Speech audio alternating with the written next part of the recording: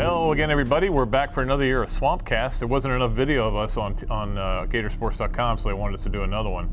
Robbie, we're scaring readers away left and right, or watchers, whatever you want to call it. Well, they're watchers who read. But we are going to preview the Florida game against Charleston Southern and see how we think some of the other games are going to go. First of all, first thing we got to do, Robbie, is shake hands. You know why? Why? Because Mike Gundy won't let his team shake hands with Georgia. We want to show that we're bigger men than Mike Gundy, which wouldn't be hard because he's a complete moron. He's a man. He's a man. He's 42. He's a 40-year-old man. He needs to act like he's 42. I wish I was 40 still. That was nice, those years, 40, yeah. 41, 42. But, you know, that game, I'm rooting for Georgia hard now. Yeah, I am too. Not only that, but he had a media blackout for the week. Yeah. And, you know, had a player arrested, had a player leave, so. Good. Go it's Dogs. all that Big 12 stuff, too. Yeah, you know, same from last year. Like, they run up all these numbers against lousy defenses. So Georgia's go got a Dogs. good defense. We'll talk about that game in a minute. But first off, Florida's Charleston Southern. I know you're writing about it, Robbie. What does Florida get out of this game? Yeah. Well, you know, everybody knows who's going to win the game. It's going to be a one-sided score. But, you know, you talk to Andreu, you talk to Tebow. You finally get into your game mode again. You know, you've been practicing for a month, and now you young guys learn how to get ready for a game. They know how to go to a hotel now. They go through the whole routine. It's something they needed, and it's a break from practice, basically. It is kind of a preseason game. College doesn't have that, but in a way they do when you schedule like this.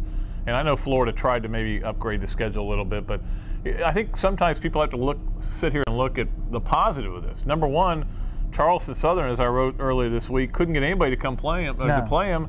Florida signed on. Guess what? Miami signs on. Kentucky, Hawaii. So it's good for them. Yeah, it helps them a lot. And you know, Florida needed a game, and their schedule is always tough enough. Yeah. People always ask these first two games, you're doing a disservice to the fans, but you know, it's all about the team. It's not about the fans. Well, and the schedule's tough enough in the SEC. And I've tried to explain this a million times. People don't want to listen to it, but the bottom line is, they say the fans deserve more. Well, how would you like an away game at Ohio State? How about the fans who own the Swamp and Gator City and Salty Tar? Yeah. Those fans aren't going to be happy because they're going to lose out on a payday. You know, and especially in this economy, anything you can do to bring people into this town, I think it's.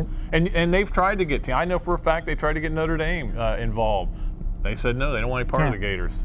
But like Urban said the other day, he goes, this is a school that's not going to travel for its open. No. That's just not the way they do it at Florida. The opener is here at Florida Field. It's their tradition. And it's worked out pretty good. You have won 3 national titles in the last, 12 years?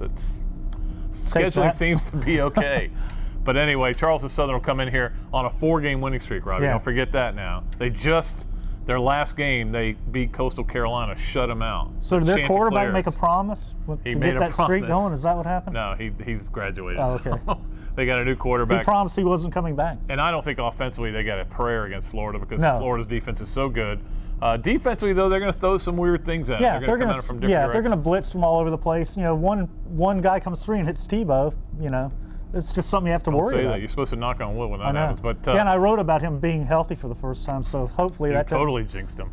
You're the Urban Meyer who jinxes all the freshmen. I don't think he's going to play long enough to get hurt. Yeah, How's that sound? I think that the one thing about it, though, is that, and people are going to say, get Tebow out of there, it's 28-0.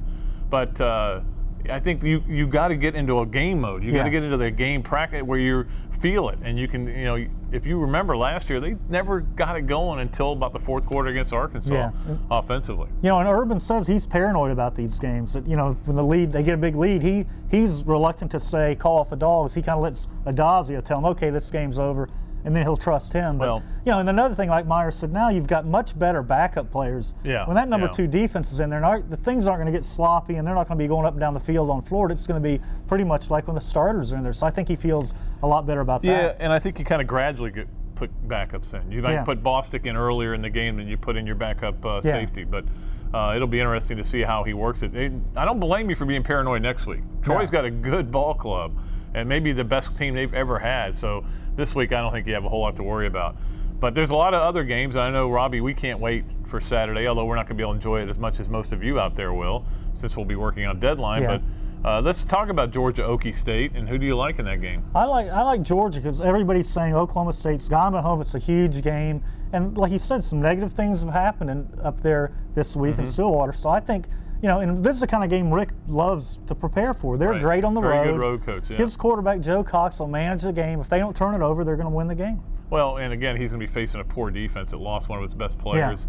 But it's just funny to me that Georgia's got no reason to hate Oklahoma State, and it's like he's giving them. I know, he's giving them motivation to get fired up to kick their butts. Yeah, I mean, and he had a media blackout, and all he did was get them angry by doing this. So the media's fired up too. Yeah, come on, I'll suit up right now. Let's I want a piece of Gundy. Gundy, what a dope. All right, he's a man. He's a man. What about some of the other games that are going on? We're not going to get to see much of it, but the big one that we're going to miss almost totally after DVR is Alabama, Virginia Tech. Virginia Tech, of course, lost Darren Evans early in the year with a torn ACL. But I'm just not sure about Alabama. I'm going to learn a lot about them in that game. I'll tape it and watch it when I get home, but we'll learn a lot about them. Yeah, and first-time starting quarterback, Pat, against a defense that's really good, that attacks you from all kinds of angles. They're going to put a lot of heat on him. Alabama's going to have to run the ball, and it's not easy to do against that defense. So it's going to be a tough game for Bama. The good news is that as we're filming this, the NCAA has allowed Julio Jones and Mark Ingram to play, which that's a big plus. Yeah, it's a big plus. I'd never guessed that they wouldn't, but the only thing you had to worry about was the NCAA dragging its feet, which they tend to do. They wouldn't do that, would they? Well, I mean, Reggie Bush is going to be a grandfather by the time they rule on that case. And the whole thing with FSU's appeal, I mean, they tend to drag their feet, but on this one they went ahead and stepped forward. So that was good, and I'm glad to see those guys playing the game. So I'm rooting for rooting for Alabama, rooting for Georgia, rooting for the SEC in those games. Nothing wrong with that. What about it's kind of like bowl season. Yeah, what about Miami FSU though on Monday night? Where's your allegiance there? Well, I just think FSU's going to clock them. Really? Yeah. I don't think Miami's defense is very good, and their quarterback situation is kind of scary. If Ja'Cory Harris goes down, you've got a true freshman in there. It's going to be a mess. Your prediction will help Randy Shannon more than you'll ever know. Okay. I'm picking FSU, but I think FSU is one of those teams that's a little overrated in the preseason. It's still Christian Ponder, who I think is an average quarterback. They like their team better, but it's still Jimbo Fisher, who I'm not a big fan of.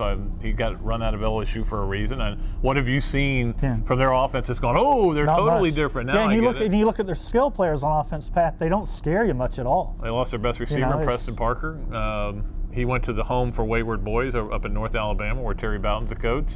And I still think that's a team that's set up for a real disappointment.